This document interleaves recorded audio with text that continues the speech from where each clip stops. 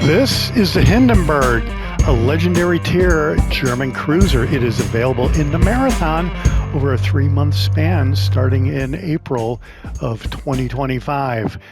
It's obtained with 20,000 ship parts, so good luck on your quest to go ahead and get the Hindenburg. But if you get the Hindenburg, you can go ahead and set it up like this, and maybe you'll get some pretty good scores in the standard matches. So with that, let's get into the setup of the ship and the commander, who I'm using Augustin Riegerwald, and I've selected him instead of Lutyens and von Mueller. So if you're going to go the free-to-play way, I guess I would go with von Mueller, but in this case, we have Riegerwald. Base trait is Merciless, which improves the cruiser main battery reload time and the main gun armor-piercing shell damage. And then we went with Arthas the Cold. Yeah, we're doing the Arthas the Cold thing here, where we increase the damage while the catapult fighter is up. So battleships and cruisers, damage is increased by 20%, but the duration of the catapult fighter is cut by 37%. Then we're going with Nanomi, and this improves secondary battery reload time and damage against battleships. Adds another 7.2% at rank 16, legendary 3. And then here we've got Beyond Range for the first skill, which improves the cruiser main battery range. Kraken Shells is the next one, which improves the maximum cruiser speed and the armor-piercing shell penetration. Then we went with Punch Through, which improves the cruiser's main gun armor-piercing shell damage and its penetration multiplier. That is maxed out at legendary rank 3. Then we went with Fixated here, and that improves the cruiser main battery shell grouping and main battery dispersion. So yeah, the unique skill here for Riegerwald is the big deal, I'm going to say, is cruiser armor-piercing shell penetration multiplier. So here you've got either refill station or fully packed, and here you will get an extra consumable charge to probably help out Arthas the Cold there, but we went with refill station, which improves the cruiser main battery reload time, and the main battery range is improved when you're within 2.75 kilometers of an allied ship with legendary rank 3, maxes out at 3.5 kilometers at legendary rank 4. And if you want another shot with Arthas the Cold, go with fully packed. All right, here is the upgrades for the Hindenburg. Aiming Systems Mod 1, which improves the main battery dispersion, torpedo traverse speed, and secondary battery range and its dispersion. Then we went with Propulsion Mod here, which improves the time taken to reach full power, cuts that in half. Then I went with Concealment System Mod 1. Detectability range is improved, as is the incoming fire dispersion. That second part will really help scatter shells. It adds more of that quality than what the maxed out camel or skin will provide. And then the last upgrade is Gunfire Control System Mod 2. Main battery dispersion and range are all improved here. Loadout, high explosive shells, armor-piercing shells, and torpedoes. Damage control party, duration is 5 seconds. It runs for almost a minute, and there are an unlimited number of those consumables. You can go with either the sonar or the enhanced AA fire. We went with sonar. Torpedo acquisition range is 3.9 kilometers. Ships, 5.7. Runs for 2 minutes and takes 171 seconds, almost 3 minutes to reload. And there are 2 of those. 3 catapult fighters here. So yeah, you would get an extra catapult fighter if you went with that other legendary skill, but we still have 3, so that's pretty good. Duration of the catapult fighter is 63 seconds, reloads every 76 seconds, and 3 of those consumables. Repair party consumable will partially repair the ship's HP by repairing any light damage at 333 hit points per second. It's not great, but it is what it is. runs for 28 seconds, and their reload time is 57 seconds, and there are 2 of those consumables. Not running any boosters, except we've maxed out the battle booster to get that extra range and movement speed, and we've improved the cooldown time of the consumables a little bit. And here, ship does come, when you get it out of the Marathon, the ship does come with the Banner premium skin. You could also get the standard Hindenburg skin, and you basically buy it for 75 buckets of paint. You just hold down the square button and acquire that camo, and just max it out with 750 more buckets of paint. And that's really what that is about. So let's go to the specs. Survivability hit points is 55,500. Armor is pretty lightweight, I guess, at 13 to 150 millimeter. No torpedo damage reduction, so don't get hit by torps. Artillery is rated pretty high. There's 12 guns.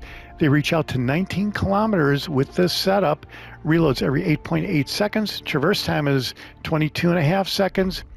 HE shells have 2,700 with a 13% chance of setting fire, but the armor piercing is pretty big time at 6771. Secondary shells, secondary armament is a modest 5.2 kilometers. All right, and then the torpedoes, you have 4 launchers of 4 torpedoes each. They reload in 90 seconds.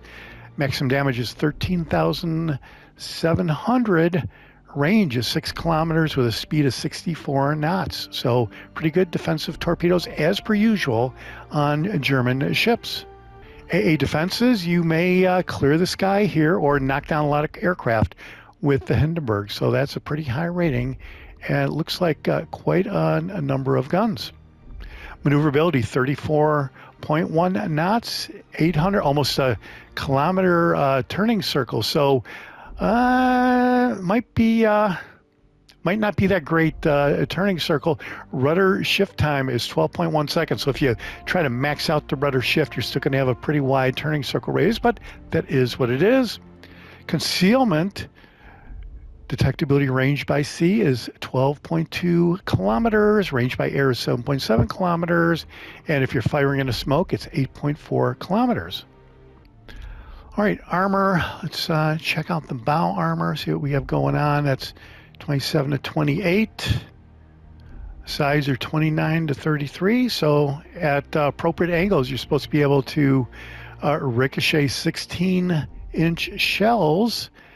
And yeah, that really though, with a cruiser like this, if you go out in the open water, you're going to get obliterated, regardless of what the armor looks like. And here is the Citadel. You can see it's kind of angled right there, and the problem is kind of weak citadels on your broadside right there. So if you can get past the outer shell of the ship, you are going to go through the Citadel pretty easily, it looks like. And yeah, even though you've got this kind of okay turtleback, still you go out in the middle of the in the water, in the middle of the sea, out by yourself, and you probably will get eliminated, especially if you get focused. Overview: sure shot shells with a good ballistic trajectory maintain velocity, and they make aiming easier. Cool.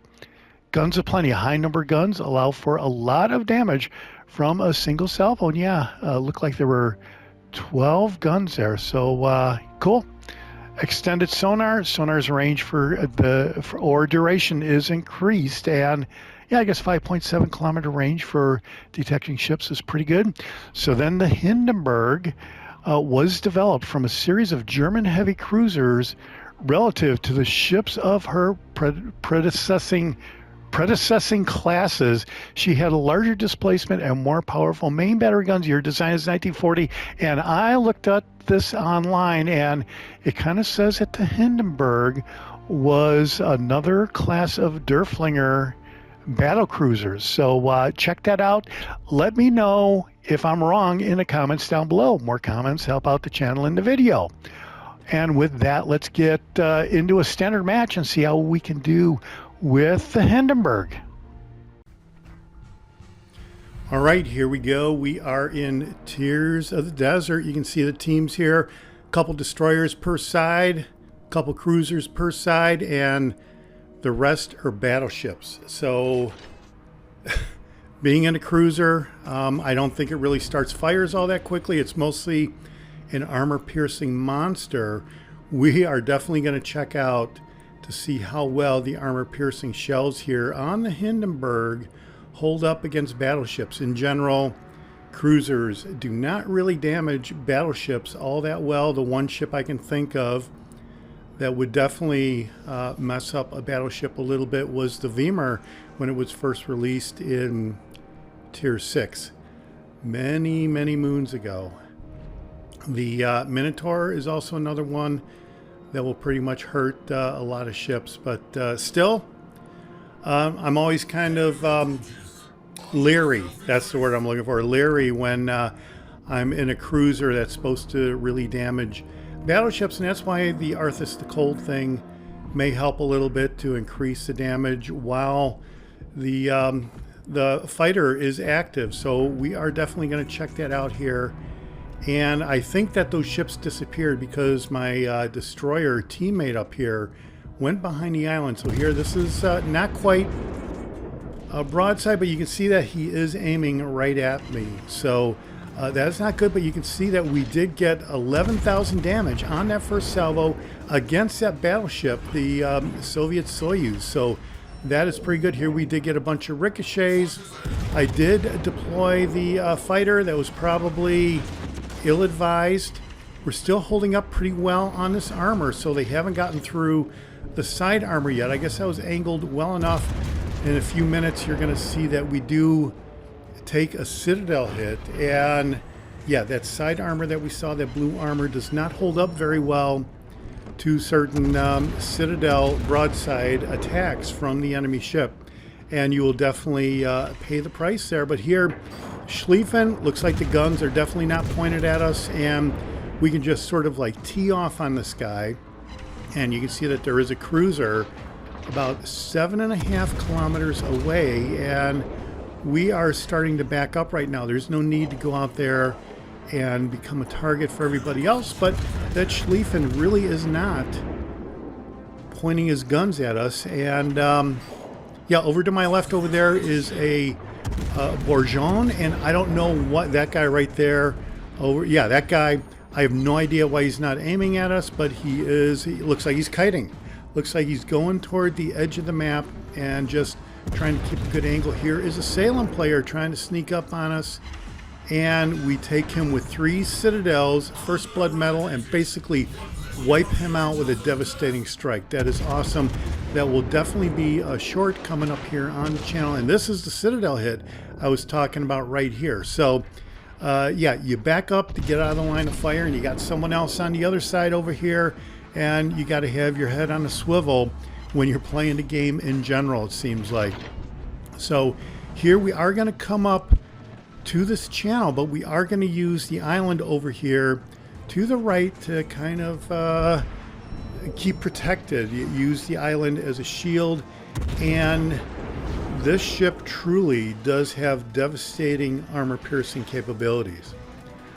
I wasn't really going to talk much about acquiring the ship, but it does, what I will say real quick is it does seem like there are so many ship parts available in the next 2 updates that you could very well end up getting the ship for the cost of Admiralty backing for 3 updates in a row. And if you're a regular player here, you're going to be doing that anyway.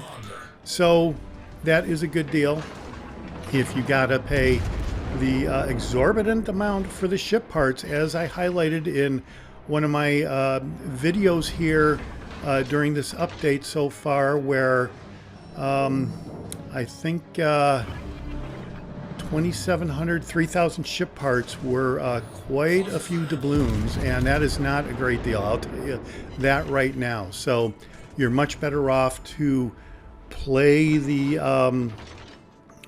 campaigns, the 3 campaigns, and see where you're at on the ship parts, and then decide whether you want to do any makeup there toward the very end.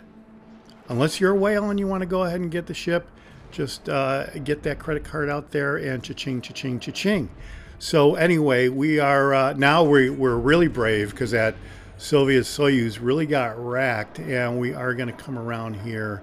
And as soon as the island indicator goes away, we are going to take a shot at them. But as typical in this game, I have come around the island so many times with an absolute salvo on somebody, only to have your teammate take that guy out. Whatever your target is, he gets taken out right as you emerge from the island. It's unbelievable how it happens, but it always happens.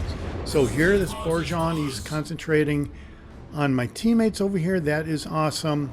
So we are just going to tee up on him. And check this out.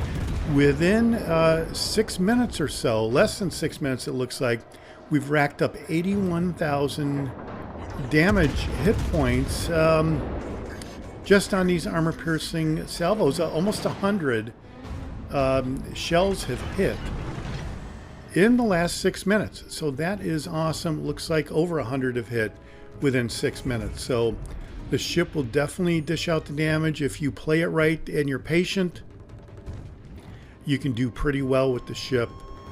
And yeah, I like the ship. And by the way, I was not really one that was, quote unquote, looking for the Hindenburg to come out. I didn't really know much about it.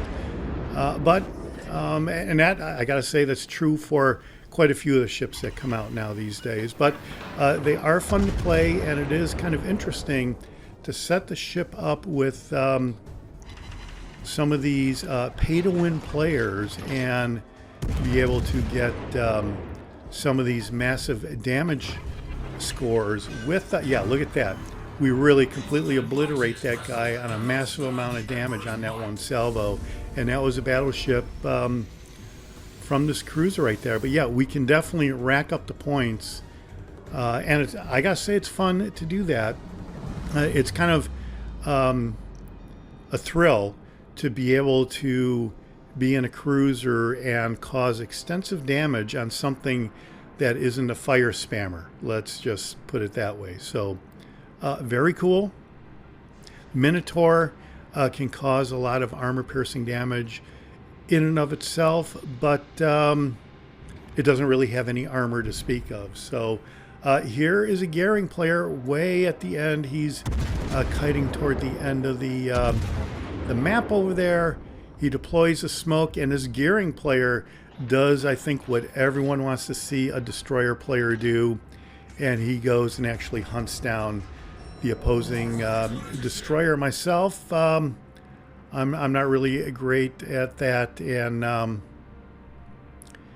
yeah, so this guy is doing what you want. And when I zoom in over here on these torpedoes, you can see that he has an even spread going across the smoke screen, and that is awesome. So yeah, there we go. I'm kind of looking at that, and I'm going to zoom in here in a second, and we are going to scan back. Yeah, check that out. That is a great spread, and if that destroyer is anywhere in there, you would expect that it's going to get a hit. Looks like those torpedoes went beyond the map, so not going to get a torpedo hit out of that deal, but that was a pretty good spread. So now the Gearing player is going in there and checking out to see if he can spot the opposing destroyer, but I think he's beyond the smoke screen, and he's going to emerge over to the right over here somewhere. And he does eventually get taken out by the Gearing player. So it's going to take him just a minute to pop up. There he is, another Gearing, and I take a shot at him even though the island indicator was up. Didn't hit, but he ends up flooding out anyway. So now we are going to head over toward B, and really we're not going toward B, we're going toward the red ships, which are at the edge of the map over here, but you have to go through B to get to them. Yeah, 104,000 damage, not 106, 104,000 damage, 121 main gun hits, 3 citadels. So you will definitely cause that massive damage. 2 destroyed ships, a defended and a captured. So it looks like that's going to be some pretty good XP right there. All right, so there is the Navarin. He's on the other side of the smoke screen. He doesn't see us. so we can just tee off on him.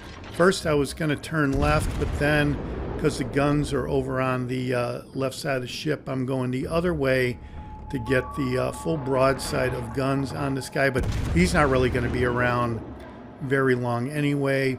We're going to be lucky to get any hits on the Navarin, and this is an easy win. We're up to 108,000, 110. Destroyed ship. The match is over with. And all right, yeah, big time victory on the Hindenburg. 414,000 silver credits, 110,000 total damage performance on 129 main gun hits. We got an assisted ship destruction. We got 2 destroyed ships, 3 Citadel hits, defended and a captured, as we said before, first blood, and a devastating strike medal. And these are some pretty good XP numbers. We didn't have any boosters going, so this looks like it is shaping up to be a pretty good score. Let's see how we did on the team result. All right, well, 2,500 XP, second place overall.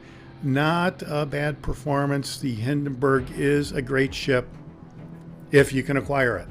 All right, let's see how we did on the economy tab, just for laughs. Being legendary tier, you can't really expect much of a return rate. All right, looks like we did gain 200,000 silver credits by the time it was all said and done, so that was a good match here.